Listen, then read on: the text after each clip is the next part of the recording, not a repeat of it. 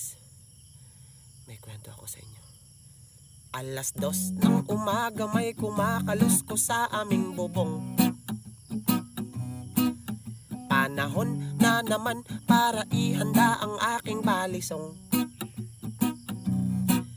Buntot pagi at ang bawang gawing pananggalang. Handa na ang katawan makipaglaban sa aswang. Nang biglang bumukas ang bintana, ako ay nagulantang.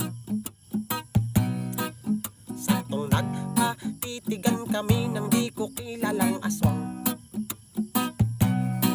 Binunot ang balisong, di na nag-alinlangan. Habang ako'y palapit, diba ang nararamdaman? Biglang tumigil ang mundo. Di naman ako kinakabahan, pero ba't ang bilis ng tibok ng puso ko? Langhi ang pag-ibig, ang lakas ng amats mo. Minsan nga lang tatamaan sa di pa tao. Lana sa lugar ang tadhana magbiro. Papanain ka nga ni Cupido sa di pa tao.